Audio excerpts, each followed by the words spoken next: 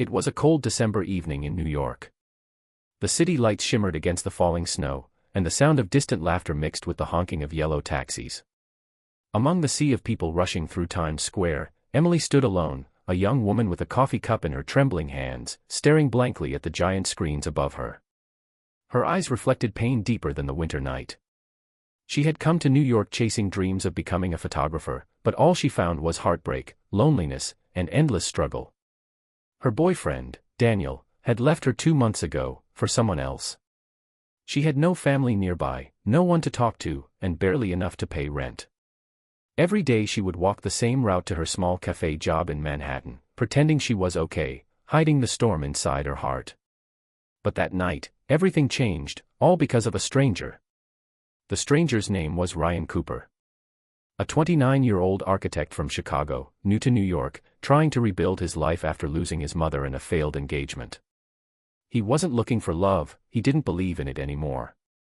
Love, to him, was just a chapter that had closed painfully. But fate had different plans.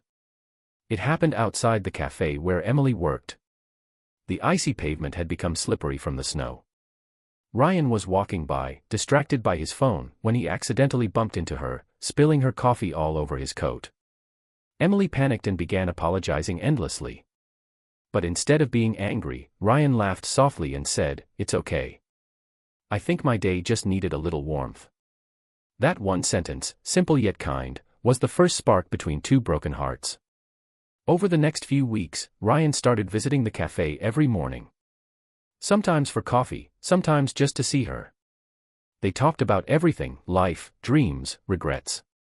Emily learned that Ryan had lost his mother to cancer the year before and had been carrying guilt for not being there in her final days. Ryan, on the other hand, learned about Emily's failed relationship and her struggle to survive in a city that didn't seem to care.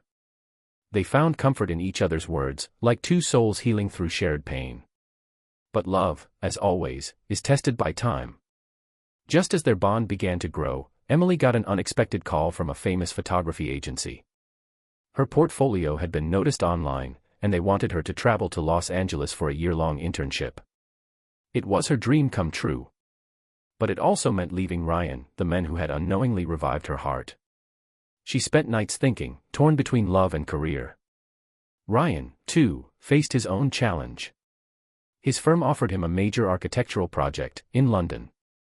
It was a once-in-a-lifetime opportunity, something his late mother would have been proud of. But it would mean starting over again, far away from Emily. Both of them stood at a crossroads, unsure whether to choose ambition or the love that had found them unexpectedly. Their final meeting before parting was under the Brooklyn Bridge.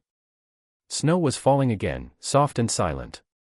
Emily's eyes glistened as she said, "Maybe this is how life works, Ryan. We meet the right person at the wrong time." Ryan held her hands tightly, his voice trembling. "Or maybe, love isn't about timing. It's about believing that no matter how far we go, our hearts will find their way back." They hugged, not as people saying goodbye, but as souls promising to return. And then they walked away in opposite directions, leaving footprints that the snow quickly erased, but memories that time never could.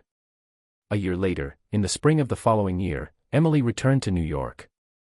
Her career had taken off, her photos were featured in exhibitions, her name appeared in magazines. But despite her success, she felt something missing, the warmth that only Ryan had brought into her cold New York nights. One evening, she was invited to cover a high-profile architecture event. As she walked in with her camera, her eyes froze. Standing at the podium, presenting a model of a new cultural center, was Ryan. His hair was a little longer, his face more mature, but his eyes still carried the same calm she once fell for. When his speech ended, their eyes met across the crowd. For a moment, time stood still. Ryan walked toward her, smiling softly. "You kept your promise," he said. Emily smiled back with tears in her eyes. "So did you." They both realized then that love doesn't always need to be chased. Sometimes, it waits, patiently, quietly, until both hearts are ready. Their love story didn't have the glamour of a fairy tale, but it had truth, pain, and hope, the kind of love that survives distance, time, and fear. In the city that never sleeps, two lost souls had finally found their home, not in skyscrapers or fame, but in each other. The last shot of their story was of Emily and Ryan walking hand in hand across the Brooklyn Bridge again, laughing, as the lights of New York glittered behind them. The city was the same, but their hearts had changed forever.